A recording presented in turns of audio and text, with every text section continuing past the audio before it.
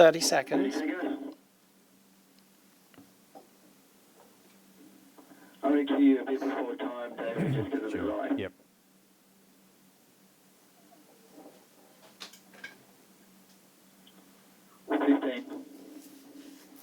Stand by 1. 10, 9, 8, 7, 6, 5, 4, 3, Go 1. 2, cue. Kings, presidents and progressive partners. From the UN to the UK, the Prime Minister has been navigating a rapidly shifting global landscape. And as the trip nears an end, Anthony Albanese joins us today, live from London. I'm David Spears. Welcome to Insiders. To the catwalk, please. 20 seconds. I'll bring 6 round to the middle. Guests looking into 3. Lights on the catwalk.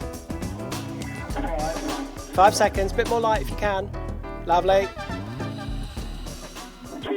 We're live from the BBC studios in London, where it's midnight. Panel cut and 3. Our terrific panel is here, ready to analyse what's been a huge week for the Prime Minister.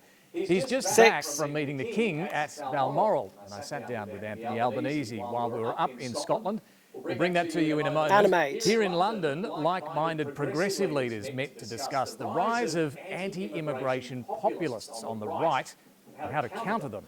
It's delicate, though. Animate. They're all trying to keep Donald Trump on side, the leader who says migration is sending Western democracies to hell and calls climate change a con.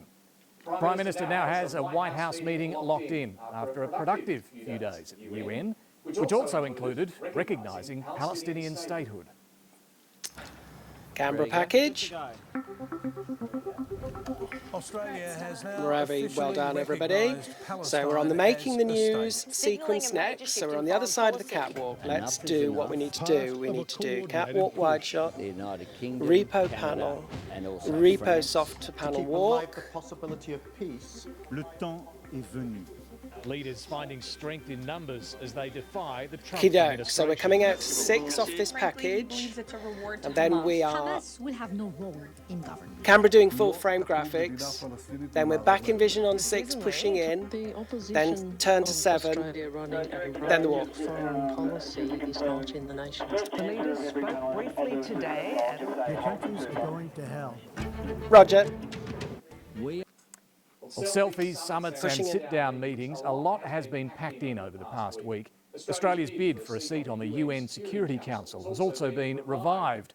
In this Trump era, nothing is certain, and China is filling vacuums created by the US on trade, climate Coming to action 7. and aid. It's a difficult landscape to to navigate. 2. Anthony Albanese is aligning Australia more closely with like-minded middle powers. Let's see what the panel makes 2. of it. And a very good evening, Phil Curry, Anna Henderson and David Crowe. Thank you for staying up tonight for our audience, really appreciate it. Coming to and 4. particularly, David, having you back on the show. Well, good morning. It's Down great 4. to be You've been based here in London for a while now. We've had to drag the show Right. to London just to get you back on. It's not the couch though; it's the BBC desk. But it's great to be here. Look, Phil, it has been a Okay, really busy Phil, is week at guest the UN, at the UK, here in the UK. All these meetings. When you look at the difficult terrain that the Prime Minister is trying to navigate at the moment, how's he gone? 5. Look, pretty well. I mean, the interesting thing from coming on this trip, David, is the perspective you get that what's going on in Australia is by no means isolated. Yeah. 4's lovely. Thanks, We'll Henry. talk a lot about immigration. Clearly, what's going on here All right, in the let me know when it's UK ready. Thank you. until Coming recently, to in the US 4. is a lot worse and different to what Dropping it we have in for Australia. 4. But there's an effort in Australia to import that. So there is a Okay. there's a similarity there. So 5. as you said in your opening remarks, the big subplot last week or this week 2's whenever we nice. are, at Can the you get UN 6 ready as was well? We'll get a really chance. Australia, and they've been building up to this before we left, just aligning itself Yeah. with the Canadians, the French, the British, Which is inspired 4. by Trump? Yeah, it's a product of it. I mean, what they're trying to set is this alternative narrative of what we say, 5. like-minded progressive leaders, middle power, although we Take the probably next wouldn't call the question French on middle 2. power or the British, but that sort of thing, basically just to sort of run the line on democracy and and a progressive line on climate change. They worked in concert with the UN on Palestine. The view is that if Australia acts alone on these things, no one's going to notice. But the more countries you do, you can just sort of act as a foil, if you like, to the madness, or want of a better term, that's coming from other parts of the world. Speaking of Donald Trump, Anna, the meeting's now been locked in for the Prime Minister. locked in. We can stop asking when and whether it's going to happen. We can start asking what needs to be achieved on October 20 when Anthony Albanese goes there. We know from seeing other leaders that it's not an easy environment sitting in the Oval Office all the time. What do you think he needs to aim for? 5. Well, it does come with super. risk, doesn't it? To go to the White House, to have that sit down, you're in a power imbalance with the president, and he can be quite unpredictable in how he reacts and deals with international leaders. So he does say that the Prime Minister is a good friend. He's often underscoring what he says is, positive vibes Let's he drop gives in out a bit of about 6. at the PM. But when they're in that 6. room, I mean, the AUKUS deal and its future has to be central to whatever 5. is discussed. And, the idea that this is not locked in, that the review's happening, it's undecided. The Prime Minister is saying, on a daily basis that he has been assured that this is going to happen, it's progressing, we're paying the money over. They're sounding very 4. confident on this, aren't they? Every time they're asked, privately and publicly, Yeah. there's a lot of They're confidence. getting those assurances behind the scenes, that's for sure. And yet you never hear Donald Okay, Trump 5 say pound anything. right, I I'll mean, stay on Donald 4. Trump was here in London Come to last 5. week. King 5. Charles mentioned AUKUS in the address to the royal banquet. Just explain to us how that happens, all right? That's no accident that the King suddenly mentions AUKUS when Donald Trump's sitting The before King's him, speeches are done in consultation with the heads of government. Right? which tells Okay, us 4, what, next David, 4. that the British Lovely. government The Keir That's that nice. Keir knows there's a Starmer need, wanted, there's a wanted, need to do this. and really, who else can deploy power like the head of the British royal family? And we know That's Trump. We know Trump likes the royals. But does that tell us that 2. there should be confidence, or that there's a 4 little next, 4. uncertainty? Well, I Just give him a can prod. never hear Donald Trump say, yes, I 5. hear what you're saying about AUKUS and I'm behind it. So I think nice that's on 1. what you would like 1. to see in the Washington trip. Maybe a Rose Garden press conference where he says that from a podium and really just, beds it in. It'll be a live-streamed Oval Office. 2. Keir Starmer said something else yesterday, 4 which next, 4, I coming to found 5. interesting. He was talking to this sort of lefty loving in a way. Lefty loving. Well, it was, progressive parties all gathered in one place, and he was saying, look, you may not like what Donald Trump is doing on tariffs, 4. All but envisioned. deal with it. That's the way it's going to be. And I think 5. that's an interesting point to make ahead of Anthony Albanese's meeting, because I don't think that renegotiating tariffs is a realistic thing to expect out of it. You want to talk about the pharmaceutical tariff rise that Trump announced yesterday. Thanks, We've got 10% tariffs, and that's probably Stay on 100% on pharmaceuticals. So Just on the lefty Watching loving, 2. as Crowe calls it, the meeting of 2. these progressive leaders, which was really interesting gathering. 4. What are we to read into this, Anna? Canada, Australia, the UK. I think it's who else Anna is there? next. A few 5. others as well. Spaniards, middle. Finnish. Yeah. No, Iceland. Iceland. Yeah. What's this? What are they trying to do? Yeah, they're grouping together, they're sending a joint message, they're saying we are on the same page, we're talking to each other, we're working on diplomacy in tandem, and we're going to make decisions together to try and imply pressure where we think it's needed, whether it's on Palestinian statehood, whether it's on climate change and the push to renewable energy. When you've got these big personalities and potentially chaos agents like Donald Trump in the mix, All envisioned. you've got to work out how do we apply ourselves to try and have a counterpoint. And there's a particular figure here in the UK too that's very 4. much putting pressure on the Labor government here. Yeah, Nigel Farage, the head of Reform Okay, UK, pan right who's on way 5. ahead in the polls and causing real consternation in the Labor ranks here. And why is he way ahead? Migration, is it? Migration is a big Staying on issue 5. because you've got thousands of people crossing the English Channel in inflatable boats, and there is not a robust way to deal with that at the moment. They're taken to a port in Dover, they're put on buses and then put in asylum seeker hotels in the local community. And I've been to the protests. You talk to somebody there and they say, look, I'm not a far right person. I just don't want an asylum seeker hotel in my community. I've lived here for 30 years. 5.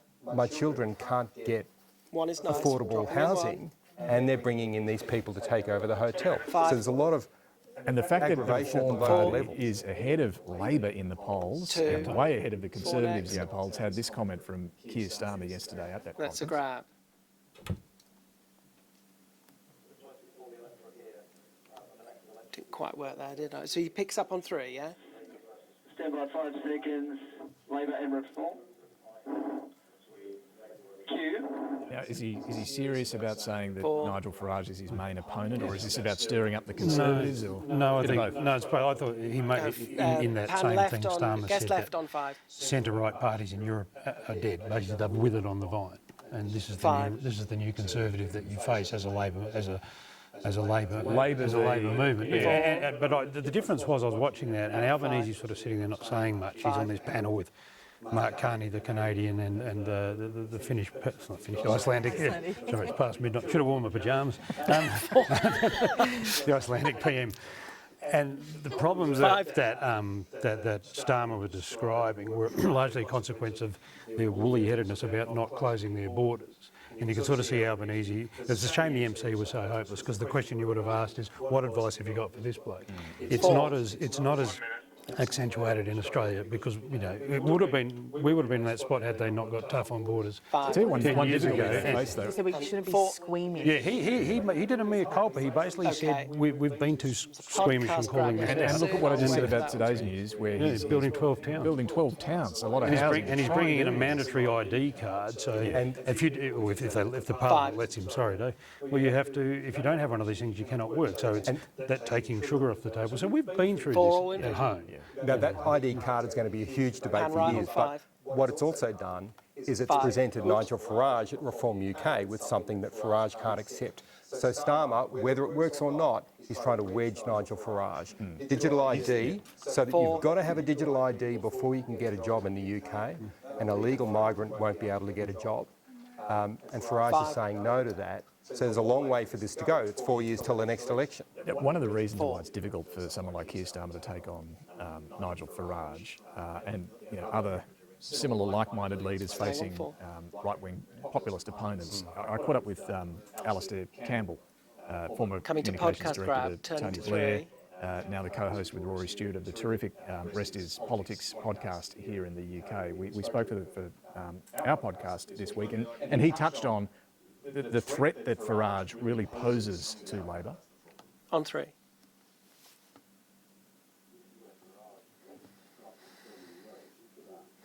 Caught a flash there, sorry.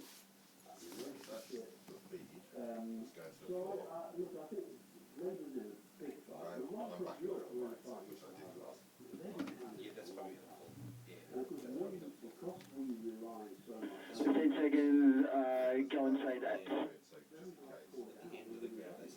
10 seconds. 5.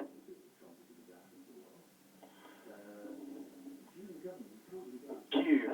The difficulty is you attack these guys too hard, you're attacking Trump as well when you've got to work with Trump.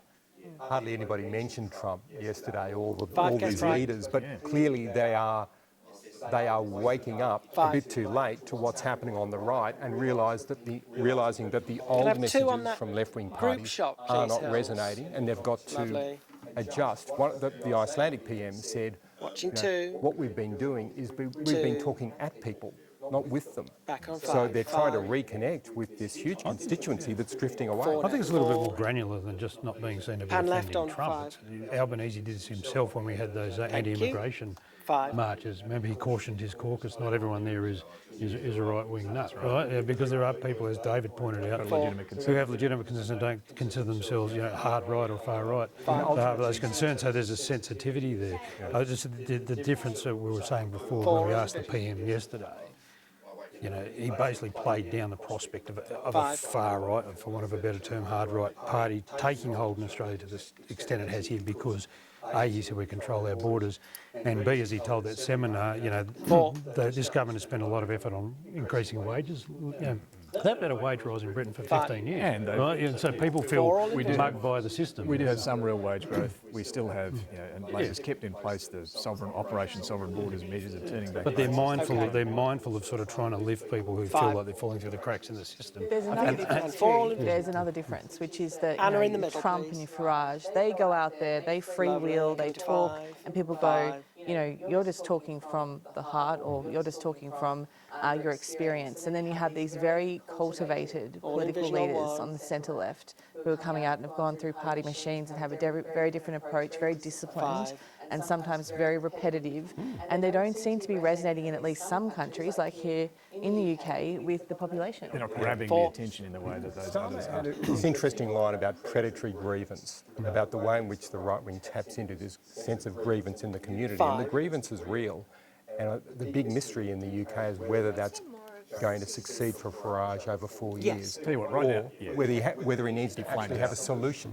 In Australia, it seems Can you give me a single on this is a bigger two? problem for the coalition and the fractures there rather than for Labor. Anyway, time to hear from the Prime Minister. We spoke after his audience with the King at Balmoral before flying back here to London. Great start. Well done.